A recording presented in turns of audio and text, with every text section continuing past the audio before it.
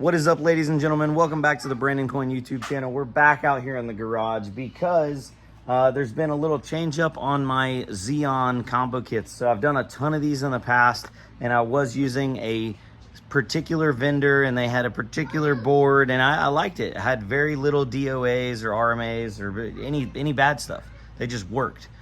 Well, with the whole like tariff stuff over the last couple months, like I've noticed their price keeps creeping up, and then now they have these additional fees and it's not really explained. Anyway, they got expensive. So I started shopping around, hit up a couple people on Alibaba that had some similar boards, just different colors, probably coming out of the same factory, honestly. Anyway, one of them got back to me and they were like, yeah, we can do the deal, blah, blah, blah. And here we are. So it's very similar to the same setup that we were running before, but I noticed it's a little bit different. So let me flip this around and show you. And in relation, if you haven't seen these before, I've been selling these combo kits. It's basically an X99 style motherboard that you can run a Xeon server CPU in. And I go ahead and pair up everything for you. So you literally just get it in as like a DIY kit. You put the CPU in, you put the RAM in, cooler on, all of it comes together, and then you put your power supply and graphics card of choice, and these work really nicely on Salad because Salad looks for graphics card, core, RAM, and then storage. So doesn't necessarily look at how old the cores are or how new the cores are, at least not at this time. They've said potentially in the future, but these server CPUs still have a lot of life in them. So let me flip it around and I'll show you. So one issue I was having with the other boards is the M.2 slot was only working for NVMe, even though the BIOS had a setting to set it for like SATA, SSD, M.2s. The NVMEs were the only ones that were working. This style has jumpers. So you can see, you can change these jumpers, and that's how you set if you're gonna have an NVMe in there or a SATA. So let me open up the directions and see what we're actually set on, whether we're on NVMe or SATA, but those are the jumpers in question. All right, so fast forward like an hour. That was a nice little side quest. There's no documentation that comes with these motherboards at all. So I might end up creating something and printing it just to go out with them. Or actually, you know what? This is the setup guide right here.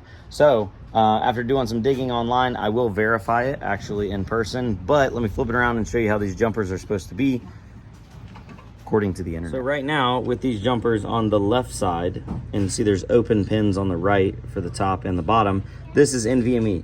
Apparently if you pull these jumpers up and slide them down on the right two spots, and then the left side pins would be open, then that would be SATA style M.2s. So they're like the dual keys instead of the single key. Regardless though, let's get this bad boy fired up.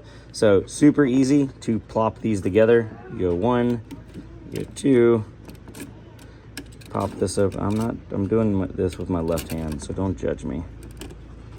Be careful of those little pins right there. And let me go grab the new spiciness that's coming with some of these new kits. Previously I was pairing them with a 10 core, and then I had some 12 core options. Well, now we have 18 core options. That's 18 cores, 36 threads, and you can actually game on it. I was using one of the 18 cores in my old Xeon build, and I was playing modern games, Call of Duty stuff. As long as you have the correct graphics card to help push it, these 18 cores are actually really impressive. They do run a little bit warmer than the 12 cores, and they definitely pull more power, so you have to be cognizant of that as well. All right, so on these, you'll look for a little arrow, and then you line it up with the arrow on the bracket, and you'll also notice that there's little ridges, and it'll fit in those ridges, and just try to get it just straight in there, because you don't want to bend any of those pins or you're gonna have a bad time. Then you lay this over, you make sure that grabs right there. You pull that one down, pop it in, pull this one down, and pop it in as well. So now the CPU's in there, got a lot of tension on it. It is a little hard to push down, but it's not like unreasonable. The next thing we're gonna need is the bracket adapter. This also comes with the kits. Make sure it is clocked like this, where the nubs are straight up and down. If you do it like this, it will interfere with your RAM slots. So just note that. So put that right there, and then it's also gonna come with these little thumb screws. Put those in. and then get them, I snug them up and then tighten them down with a screwdriver.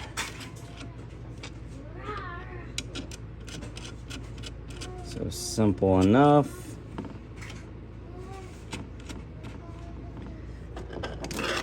Anybody can do it, right? So, oh yeah, cross, even pressure. Doesn't really matter that much, just gonna make sure it's tight. Again, I'm doing this left-handed. I apologize. All right, so now we're gonna actually grab the cooler, and the coolers that these are shipping with, I had some cheaper coolers, but I swapped over to a tower style cooler that's got a light up fan, just because so many people were buying these to put into gaming builds, and they were like, hey, can you include a RGB fan, even if it's static RGB? Something with lights on it sells better with something that doesn't have lights on it. And I was like, yeah, no problem. So let me grab that, and I've been using these coolers for a while now with no issues. All right, so here's the cooler in question. It actually comes with a little bit of, I think what's it say, Viking thermal paste. We'll slab that on there. You don't need anything crazy. These chips don't run that hot. I think the TDP on this chip is like 120, or it's either 120 or 140 watts. And this provides plenty of cooling for it. So really simple, 2 heat pipes. Some people say 4. I used to say 4. It's 4 ends, but it's still only 2 pipes. See that? Yeah. All right. Now, always make sure you peel this piece off the bottom. If you don't, you're not going to have good thermal contact, and you will overheat. I have ran into that where somebody returned one of these to me, and the cooler had the plastic on it because he said it was just constantly overheating and then doing a thermal shutdown. Now, this is a part that's kind of hard to do with one hand. So the way I like to do it is the side that's got the thumb clip on the bottom. You could also do it on the top. If it's in the case, it's almost impossible to do on the top, but you're gonna want to, oh goodness, you're gonna want to hook this bottom side right here on that little nub, and you rotate it around. So now it's touching, and let's flip it around here. And then you're gonna need to grab this and push it down. Okay, it wasn't too bad one-handed. So if I can do it one-handed, you guys can do it with 2 hands, absolutely. Now, here's the plug for the CPU cooler, and that is actually over here. That's moved slightly from the old motherboards. Hold on 1 second, my son's asking for me. All right, all is good. Now you'll notice this is 4 plugs, so it's for PWM, but this fan is only 3. So you're gonna wanna do it where the little nub lines up. Does that make sense? So there's gonna be 1 pin on the end that's not got power, but the nubs line up with that nub. See, right there? I'm doing a bad job. My vocabulary is limited at times. Anyway, so now it's on there. You can actually like pick it up and move it around. This is how I like moving these. Just, it's the simplest way possible because it's actually affixed to a bracket, and that's probably the easiest way to move them. Now, it's time to test it. So let's actually plug this bad boy in. You will need a battery because you're not gonna get a little watch battery. I believe it's a 2032. Let me go grab one out of my kit. But that's gonna be to save your BIOS settings. If you don't put a battery in there, you can still run it. It's just if you put any custom BIOS settings or change anything, they will revert back. All right, and these are CR2032. And this is pretty much the same battery for any and every motherboard that I've ever ran into in modern times. You know what? Might as well just full guide here. Do it all. I didn't intend on doing a full guide, but we're here. All right, CPU power, a little bit different. A lot of motherboards, it's up here in the top corner. This one, it's directly up from the 24 pin. So plug that in. Next big thing to note, so you see your outside RAM slots. You always populate the outside slots on this style board before you populate the inside slots. So if you have 2 sticks, you would do this orange one and this orange one. If you had 1 stick, any of the orange ones, as long as it's an outside slot, and I'm referencing orange here in this case. I don't know if colors are going to change in the future. I told them I had no preference on colors as long as the price point was correct. After you populate the other 2 slots, then you can populate the inside slots. So just take that into account. All right, now that we got the RAM in, we have 2 32 gig DIMMs making 64 gigs of DDR4, and the speed does vary from time to time. I've been buying RAM from different suppliers over time, but it's at least going to be 2133. I believe that's basically straight up entry level DDR4, but most of the time with my kits, I do actually send over ECC, so server grade RAM, and you shouldn't have too many issues. I haven't had any issues. I did have one batch of bad RAM, and literally every single stick had a problem, but I'm no longer buying from that supplier. So this one's been pretty good, and I believe this is all Samsung. Yeah, these are all Samsung DIMMs. So they're all matching. They've all come out of basically discontinued servers, so they're ready to work because that's all they've ever done. Now let's put a test GPU in here, which is my ever faithful 1660 with the clicky fan. It's got a clicky fan on it. So we'll plop that on, hang this over the edge. There we go. Get a little bit of power for the old 1660. And ta-da! And now I just need to plug in my monitor. All right, so the monitor's plugged in, the power supply is powered on. Now you're gonna look for the power connectors here. These 2 black ones on this yellow plug. See where there's an empty slot right here? Your power buttons is gonna be on these 2 pins right there. So yep, just hit that and it's powering up. And we should see some display here in a second. Now, since this is a Xeon and they run through some additional checks, they always seem to power up, or post power on self-test a little bit slower than your average desktop CPUs. So the first time you power it on, especially if you change out RAM or change out any other settings, just give it a second. It might power cycle, look for whatever's going on, and then actually populate up. So I'm gonna give this one a second and see if she powers up, and then I'll let you guys know how long that was for the first power up. It doesn't always do that. It's just normally whenever like hardware's changed. All right, so I was fighting with this motherboard for a little bit. It looks like more than just cosmetic changes are in effect here, because previously I had told you guys to only populate the RAM on the outside slots. Dang, I gotta re-record that blooper reel. It's not like that on this one. Put them on the same slots or alternating colors. I don't know. All right, so unlike the old Xeon boards that I was selling before, you don't populate the outside slots and then the inside slots. I was doing that and I was getting a no boot, and I'm like, why are we having a no boot? You actually populate these 2 first, and then you can populate these. If you populate the outside first, you will get a no boot. So we have 2 32 gig DIMMs in there, equaling our 64 gigabytes. Yeah. All right, I definitely spent way too much time diagnosing that, because I'm like, no way they changed that, but they did. So lovely. Yeah, so I definitely need to put together some documentation, or like maybe even on the sales page, like a quick start guide for people, because things have changed. Definitely. All right. Ugh, fun stuff. So now that we got it up and running, I wanted to talk to you about what are these used for? What can these be used for? And here's one of them right here. This is actually one of the older ones. This is the whiteboard. This was probably like second supplier I was using, the Quieta boards. These are good boards. I was having about 1 out of every 40 or 50 that were bad. And at the time I thought that was acceptable until I got onto the Zeus boards, and I think I had, it was hundreds of boards before I had a bad board. And it was like it was a bad run. It was like 3 boards in a row were dead, and then I was good for another few hundred. So, whereas Quieta, it was like just one randomly here and there. Boom, boom, boom. Regardless though, I hope that these new ones hold up better. They don't have like any branding on them. Hold on.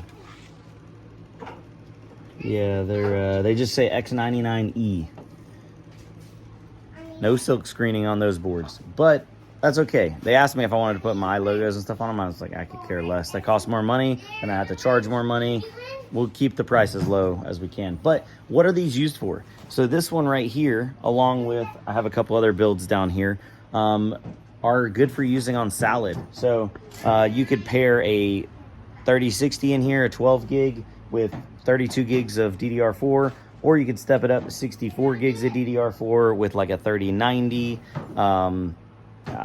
Let's go look at the demand monitor, because this is a good way to get into a high core count system that you could put on salad, or potentially even, you know, flip into a gaming computer. You could use it as your main computer, do some gaming on it, also do some mining. These aren't the most energy efficient CPUs, so if you're worried about, you know, jacking up your electric bill, they may actually make it increase slightly, but nothing crazy. Like I said, you know, it's 100 and some watts. It's like running an old light bulb. It's not like you're going to be powering up a 1,000-watt monster. So let's get out of this hot garage. Let's go inside and see what these things are going to make. I apologize about the noise in the back. The kids are up, but with taking a look at Veriscoin first, this processor, it's got 36 threads, so you can mine with 35 of those threads.